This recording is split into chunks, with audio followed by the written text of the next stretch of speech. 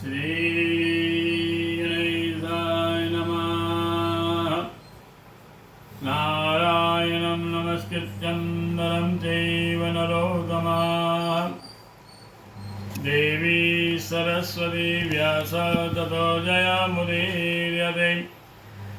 नमोऽस्तुनन्ताय सहस्रमूर्ते सहस्रपादाक्षिशिरोरुभावे सहस्रनाम्ने पुरुषाय सहस्रते सहस्रकोटियुगधारिणे नमः। नमः कमलनाभाय नमस्ते जलदायने नमस्ते केशवाय नन्द वासुदेव नमोस्तुते। वसुदेवं सुतं देवं कंसचाणूरमर्दनं देवकी परमानन्दं कृष्ण वन्दे जगद्गुरो। गुरो ब्रह्मा गुरुर्विष्णु गुरुर्देवो महेश्वरः गुरुर्साक्षात् परब्रह्म तस्मै श्रीगुरुवे नमः।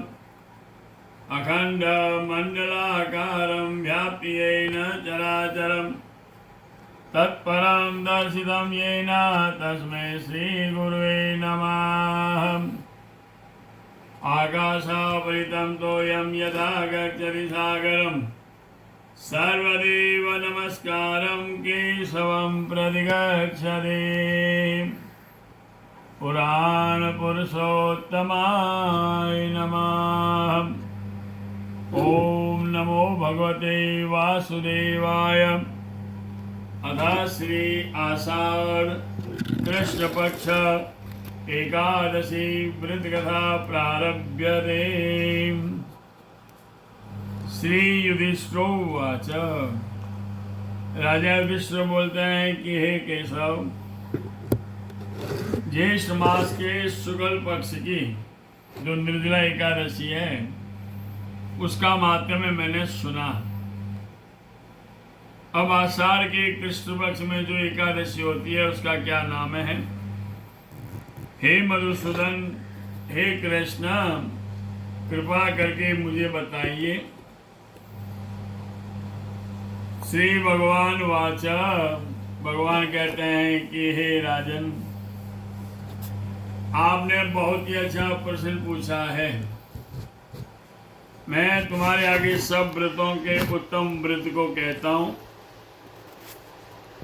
यह व्रत संपूर्ण पापों का नाश करने वाला है, मुक्ति को देने वाला। आषाढ़ के कृष्ण पक्ष में जो एकादशी होती है उसका नाम है योगिनी। योगिनी नाम एकादशी प्रसिद्ध है। हे नरश्रेष्ठ, सर्व पापम क्षयकरम मुक्ति भुक्ति प्रदायकम आषाढ़ं कृष्ण पक्षे योगी नाम एकादशी भवेत। आषाढ़ के कृष्ण पक्ष में योगी नाम एकादशी है, सब पापों का नाश करने वाली, महापातकों का नाश करने वाली, संसार समुद्र को डूबे हुए मनुष्य को पार लगाने वाली। इस कथा को तुम एकाग्रचित्त होकर सुनो। हे नराधिप, तीनों लोकों में योगिनी सार्वभूत है। इसकी पुराण में जो पापों को हरने वाली कथा है वो मैं तुम्हें कह रहा हूँ, ध्यान लगा के सुनो। अलकापुरी के स्वामी कुबेर भगवान शिव के परम भक्त थे। उनके पूजन के लिए फूलों को लाने वाला हेममाली नाम का एक माली था। उसकी स्वरूपनी स्त्री का नाम था विशालाक्षी। विशालाक्षी था उसके वहाँ, विशालाक्षी नाम उसकी पत्नी का नाम। प्रत्युक्त और काम के वशीभूत हुआ।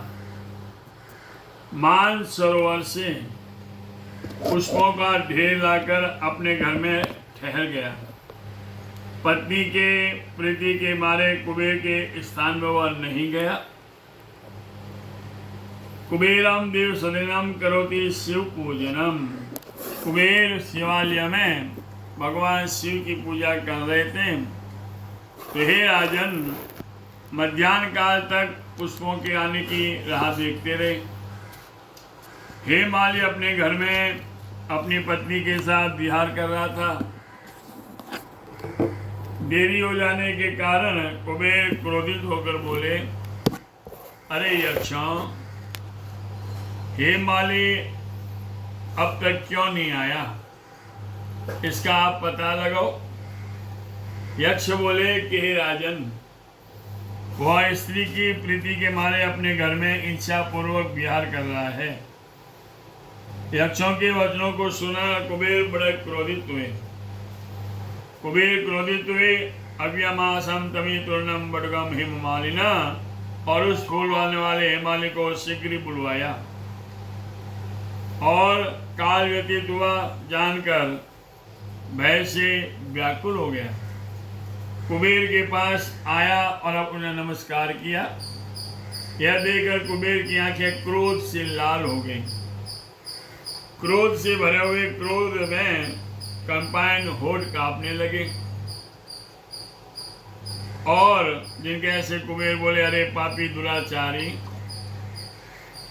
तूने देवताओं की अवज्ञा की है, भगवान शिव का अपराध किया है, इसलिए तो शिवदत्त नाम श्वेत कोढ़ से युक्त होकर स्त्री से सदा तुम्हारा वियोग हो जाए, और इस स्थान से गिरकर अरम स्थान पर तू चला जा।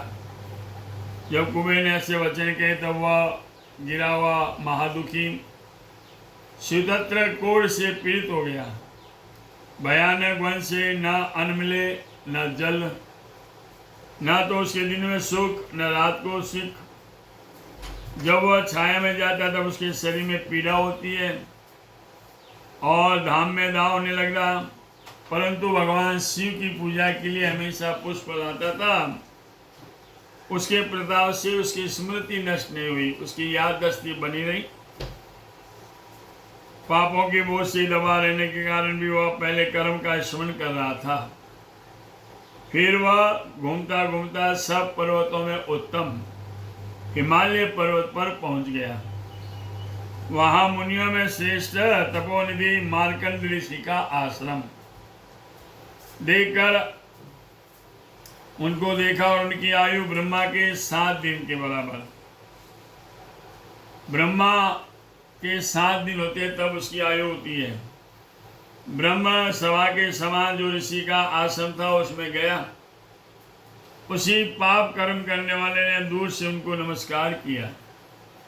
तब मार्कंडेय मुनि उस कौड़ी को देखकर दयावंश उसे बुलाकर पूछा, मार्कंडेय उवाच कस्मात् कष्टानां भूतस्यं कृतो निद्यन्तरो हास्ये इत्युक्तं प्रतिवाचानां मार्कण्डेयं धीमतः।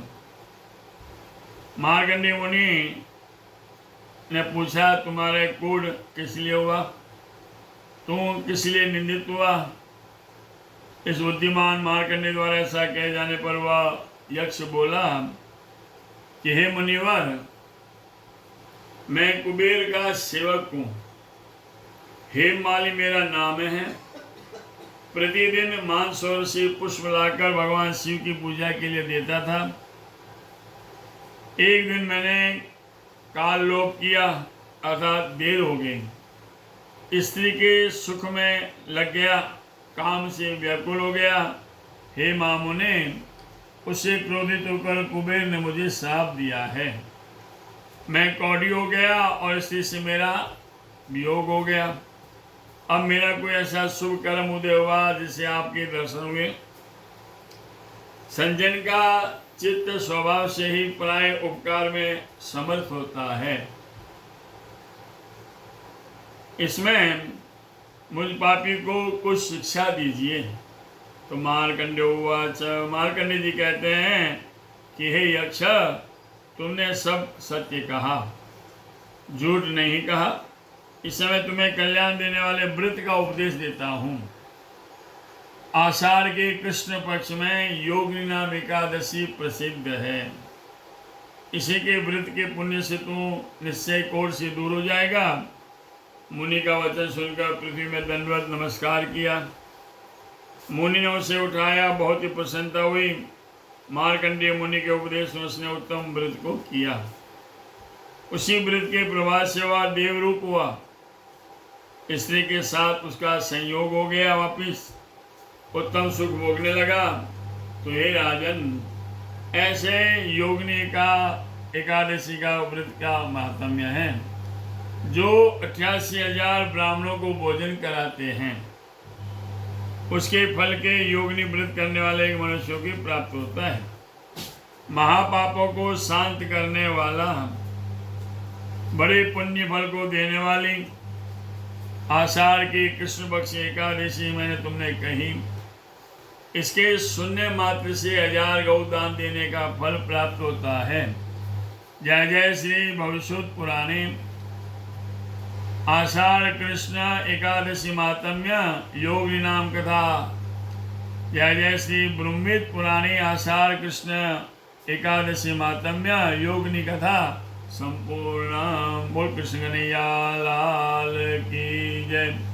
सुधर्मो नागवंश अधर्मो दस्करंजर एवं वदन्ति लोकानां यतो धर्मस्ततो जयम्। तिथिवारं च नक्षत्रं योगं करणमेव च पंचांगं श्रुते नित्यं श्रीगंगा स्नानं फलं लभेत्। आज आए करके ठाकुर जी रे आषाढ़ कृष्ण पक्षी द्वादशी में एकादशी रो व्रत योगिनी एकादशी व्रत वैष्णव सम्राट काल 13 सोमवार सोम प्रदोष मास शिवरात्रि रो व्रत अमावस 14 मंगलवार अमावस्या बुधवार 10 चंद्र दर्शन एकम गुरुवार और शनिवार ने शुक्रवार ने जगन्नाथ रथ यात्रा शुक्रवार ने है, गुरुवार ने चंद्र दर्शन है और अमावस्या है बुधवार। मंगलम भगवान विष्णु मंगलम गरुड़ध्वजा मंगलम पुंडरीकाक्ष मंगलाय स्तनो। हरि बोल कृष्ण कन्हैया लाल की जय। चेन्नई महानगर सो श्री पंडित कमल किशोर व्यासराज। जय श्री कृष्ण।